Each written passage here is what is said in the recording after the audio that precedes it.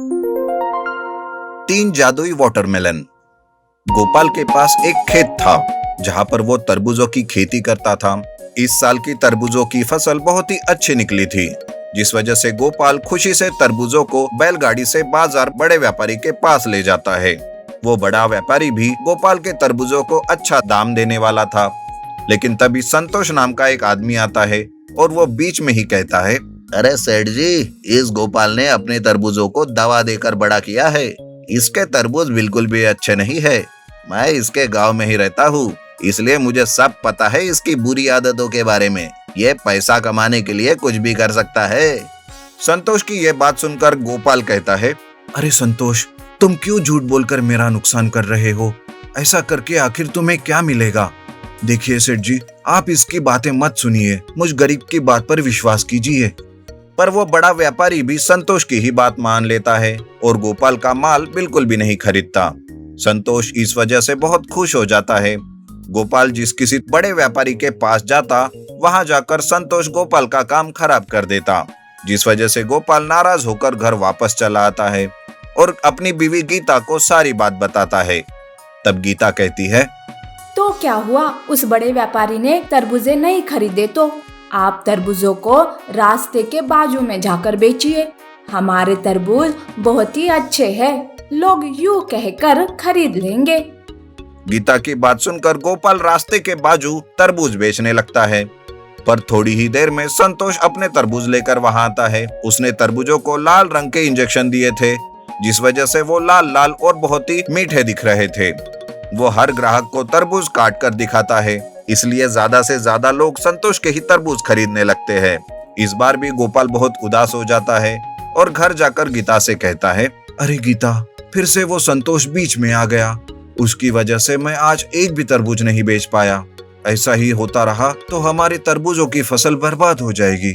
तब गीता गोपाल को लेकर संतोष के घर जाती है और संतोष से वो कहती है, संतोष, तुम आखिर ये किस बात का बदला ले रहे हो हमसे? क्यों बार बार हमारे रास्ते का कांटा बनते जा रहे हो? अरे तुम दोनों की वजह से मैंने मेरी बच्ची खोई है। मैं तुम दोनों को कभी खुश नहीं रहने दूंगा। मेले में ले जाने का नाटक किया और कुछ पैसों के लिए उसे बेच डाला। अरे संतोष, हमने तुम्हारी बच्ची को कुछ नहीं किया, वो तो मेले में खो गई थी। हमने भी उसे बहुत ढूंढने की कोशिश की। हमारा विश्वास करो संतोष, हमने कुछ नहीं किया है। दरअसल 1 साल पहले संतोष की बेटी मेले में गुम हो गई थी, जिसका आज तक किसी को कुछ पता नहीं चल सका और इसके लिए संतोष गोपाल और गीता को ही जिम्मेदार ठहरा रहा था और उन्हें नुकसान पहुंचाने की कोशिश कर रहा था।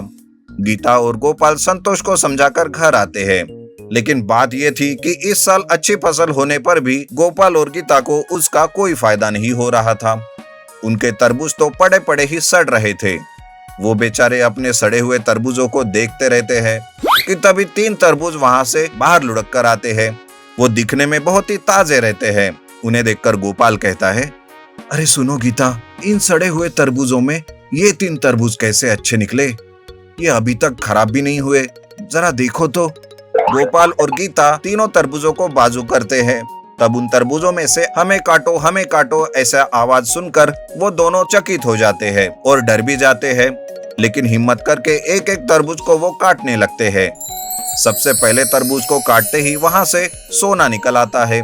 दूसरे तरबूज को जब गीता काटती है तो वहां से पैसे निकलने लगते हैं और जैसे ही तीसरे तरबूज को वो काटते हैं तो हीरे निकलते हैं, जिसे देखकर वो दोनों बहुत ही खुश हो जाते हैं।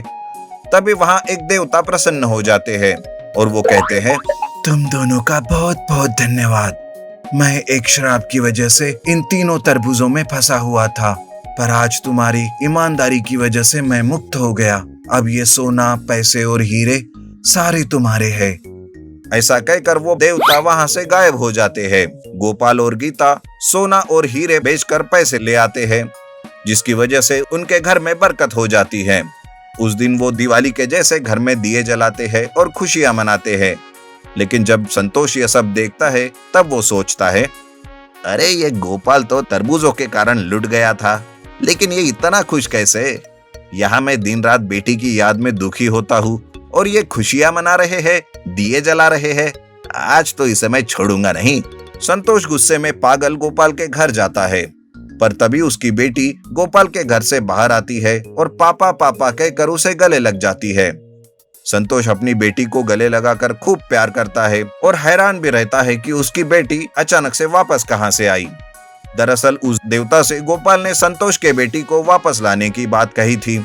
उसी देवता ने संतोष की खोई हुई बच्ची को वापस लाया था। बेटी मिलने से संतोष का गोपाल के प्रति गुस्सा भी दूर हो जाता है और अब वो दोनों अच्छे दोस्त बनकर खुशियां मनाते हैं। गोपाल जादुई 3 तरबूज से मिले हुए खजानों से न खुद की ही तरक्की करता है बल्कि गरीबों की बहुत मदद करता है।